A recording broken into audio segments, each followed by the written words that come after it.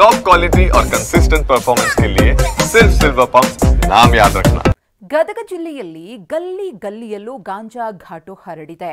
ಯುವಕರನ್ನೇ target ಮಾಡಿ ಗಾಂಜಾ ಮಾರಾಟ ಮಾಡಲಾಗ್ತಿದೆ. ಈ ದಂಧೆ ಬೆನ್ನಟ್ಟಿದ ಪೊಲೀಸರು ಭರ್ಜರಿ ಬೇಟೆಯಾಡಿದ್ದಾರೆ.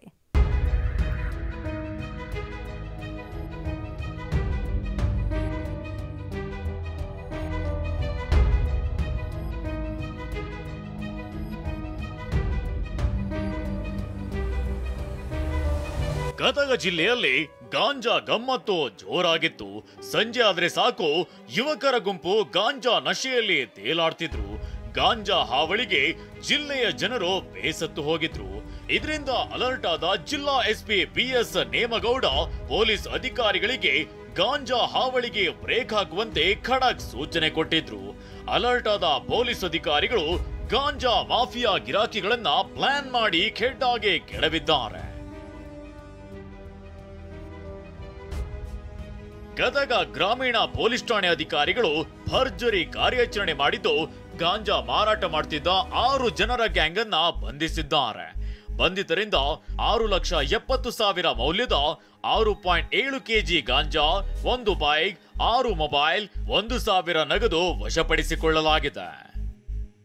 ಒಟ್ಟು 6 ವ್ಯಕ್ತಿಗಳನ್ನು ಬಂಧಿಸಿ ಅವರಿಂದ 6.7 ಕೆಜಿಯಷ್ಟು ಗಾಂಜಾ, ಅದರ ಕಿಮ್ಮತ್ತು ಅಂದಾಜು ಕಿಮ್ಮತ್ತು 6.5 ಲಕ್ಷ ಇಷ್ಟು ಕಿಮ್ಮತ್ತಿನ ಗಾಂಜಾನ ವಶಪಡಿಸಿಕೊಳ್ಳುವಲ್ಲಿ ಯಶಸ್ವಿಯಾಗಿದ್ದಾರೆ ಮತ್ತು 6 ವ್ಯಕ್ತಿಗಳನ್ನು ಬಂಧಿಸುವಲ್ಲಿ ಯಶಸ್ವಿಯಾಗಿದ್ದಾರೆ. ಗಾಯತ್ರಿ ಮಾರುತಿ ಕಾಳೆ ಮತ್ತು ಮಾರುತಿ ತಂದೆ ಸಿಕ್ಕಪ್ಪ ಕಾಳೆ ಇವರು ತಮಗೆ ಗಾಂಜಾ ಸಪ್ಲೈ ಮಾಡ್ತಾರೆ ಅನ್ನುವಂಥ ಮಾಹಿತಿಯನ್ನು ಕೊಡ್ತಾರೆ.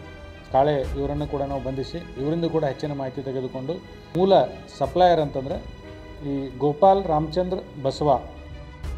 ಗಾಂಜಾ ಆರೋಪಿಗಳು ಪೊಲೀಸರಿಗೆ ತಗಲಾಕಿಕೊಂಡಿದ್ದೇ ರೋಚಕ.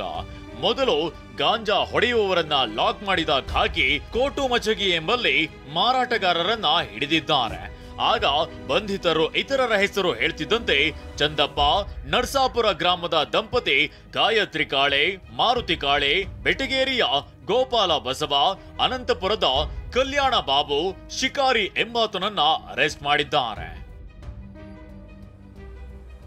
ಗದಗ ಗ್ರಾಮೀಣ ಪೊಲೀಸರ ಕಾರ್ಯಾಚರಣೆಗೆ ಜಿಲ್ಲೆಯಾದ್ಯಂತ ಶ್ಲಾಘನೆ ವ್ಯಕ್ತವಾಗ್ತಿದೆ.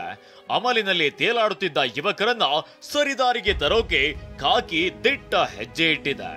ಗಾಂಜಾ ಮಾಫಿಯಾಗೆ ಶಾಶ್ವತ ಕಡಿವಾಣ ಹಾಕಿ ಅಂತ ಜನರು ಒತ್ತಾಯಿಸುತ್ತಿದ್ದಾರೆ. ಸಂಜೀವ್ ಪಾಂಡ್ರೆ, ಟಿವಿ9 ಗದಗ.